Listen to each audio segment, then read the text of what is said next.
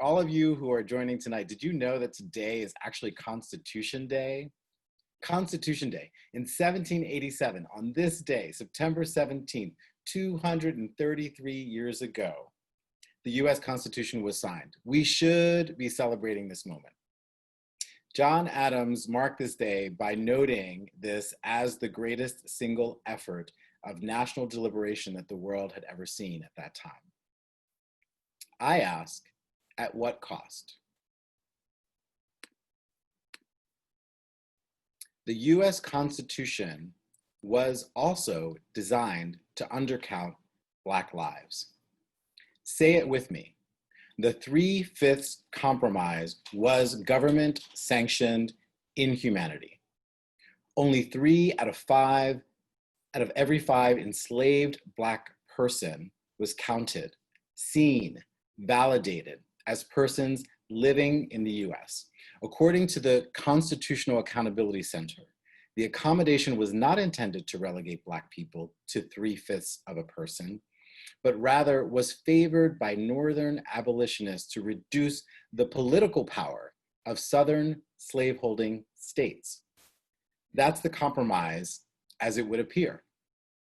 And I want to say, no matter the reason, this is yet another example of genocide, real and psychological in nature. Not having our ancestors' names recorded in history is dehumanizing. Further, I say, the US Constitution was born out of an agreement that dehumanized Black people, and it is still happening today.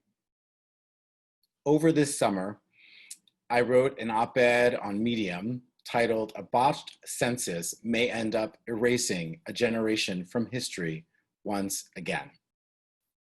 And this is what I meant. When we are not counted, we are not seen, valued by this country. So I'm here also to ask a question. When we do not participate, might we also be complicit in the erasure of our own existence? I fear this thought. In 2010, just to give you some context, there's been so much amazing conversation about history. And I'm so grateful to have been part of tonight's session, to know where we've come from. But the impact of our inaction is very recent. In 2010, New York City already demonstrated an undercount with only 62% of households completing the census. This at the time had real impact on our political power. And I want to talk more about the impact on our political power as well. But let me say first also that this undercount 10 years ago had a disproportionate impact on Black and Brown lives. So-called hard to count communities, or really areas that have typically low response rates, effectively undercounted at least 4 million Black households. Nearly 1 million children were missed from the 2010 census. And so let me give you a snapshot of what's happening now. In front of you is a map from September 15th. It's a visual map of the current self-response rate in New York City across the boroughs. As of the 15th, 59% of households have responded versus 66% nationwide. And as you can see, we're also lagging compared to 2010. The darker blue areas are the places that have been successful in completing the census. And the lighter areas are quite the opposite. The colors show how the 5 boroughs are struggling to complete the count with just 13 days left. So why is this happening? Okay, first and foremost, we've heard about what plans were upended for voting. Imagine how census outreach over the past months have also been upended as a result of the pandemic. That's point number one. Point number two, and we don't really know this, but there are estimates that somewhere between 20 to 30% of New York residents have left the city. And so we are believing that many of these households also have not responded. Thirdly, I believe people are confused about what's happening with this administration, with the census. Often also many communities feeling fearful or concerned about their privacy. And I think others are just plain tired. But I'm here to try and motivate us to claim back our political power. What's at stake is $1.5 trillion. Our communities are already suffering, even more so today as a result of the pandemic, job loss, food and housing insecurity. Examples of programs that Census funds are included here, from SNAP to Medicare to Section 8 housing. These are what Census is designed to fund, that we must claim for ourselves.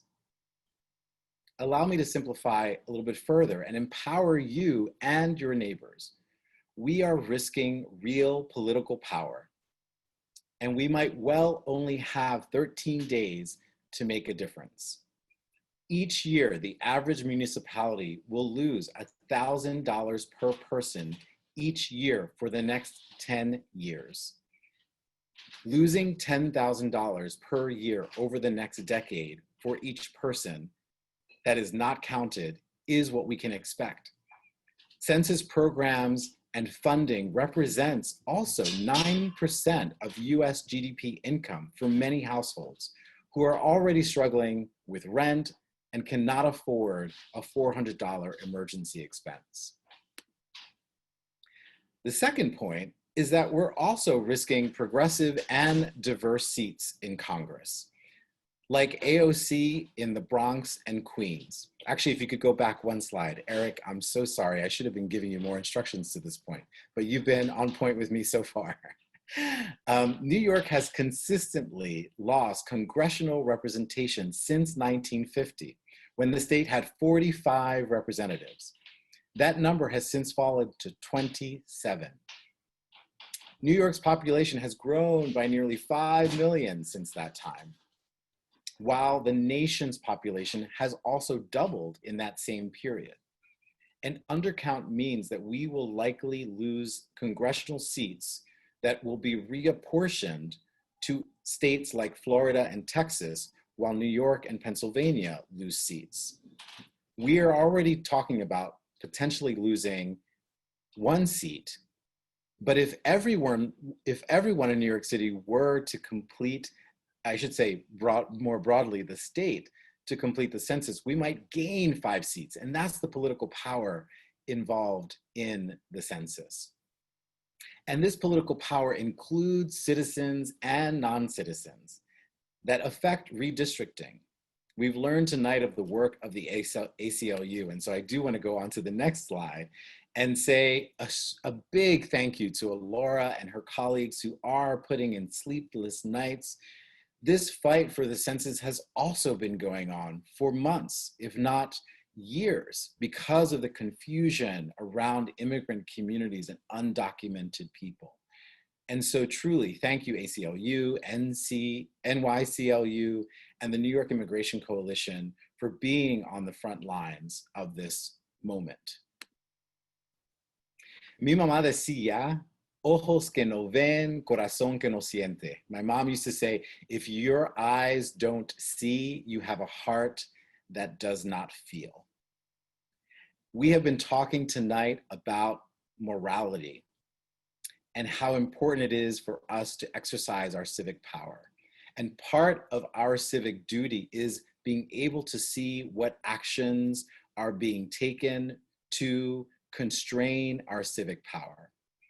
If you don't already know, Census Bureau leadership has now been also influenced by new administration appointees that have no history in data collection for the Census Bureau. Operations, yes, have been upended, but funding for outreach has also been in serious risk. And so if we could move to the next slide. And lastly, the reporting of the data was originally extended to April 2021, or at least the administration had submitted for request to extend the date to April. But that extension has since been retracted because there is intention to report whatever data is available before the end of this year and before any potential change in this administration happens in 2021. So I want to leave you with a few points about what you can do. Yes, we are 13 days away, moving to the next slide, we are 13 days away from the current deadline of September 30th to complete the census. It might get extended because of the good work of lawsuits filed by the ACLU. So let's hope for that, yes, to ensure an accurate and complete count. But meanwhile, participation in our households and amongst, I'm going to borrow the 10 friends rule here also for census. Text tonight 10 of your friends and ask them if they completed the census. There are 3 ways that you can do so. First, by going online. That's the new part of this year's census. You can go to my2020census.gov and complete your census form in just 10 minutes. If you prefer to mail your census form, you can also do that. But just also know that that form must be mailed and postmarked before or on September 30th. It also must be received by October 7th in order to be counted. And so this may also raise issues given what we've been seeing with slowing of the Postal Service. Politics are local. So point number 2 is mobilizing locally. We are doing so here in the Lower East Side with Middle Church and the East Village. We're coalition building. We're working with other organizations like Claim Our Space Now and CODA LES. And last but not least, even if you're wanting to volunteer and you're not wanting to leave your home, you can participate in volunteer events for phone banking and text banking. At a national level, censuscounts.org is leading that effort. At a local level, nyc.gov through NYC Census is leading that effort. And if you're interested in doing more work locally in the Lower East Side, GOLIS has actually completed over 10,000 calls to residents of the Lower East Side and the East Village to complete the census as well. And so let me take you to the final slide, an invitation. Participate, mobilize, volunteer. That's the message I want to leave you with tonight. And for those of you that can join us in Tompkins Square Park on Sunday, we will act and partner with CODA LES and Claim Our Space Now to help with both voter registration and ensuring that folks complete the census. Keep in touch with Amanda and Middle Church on our website. We have a dedicated page for census resources, and hopefully in the chat, we'll also post for you 10 things that you can do in New York to help with the census as well. Thank you and have a great night. I hope that you'll participate, mobilize,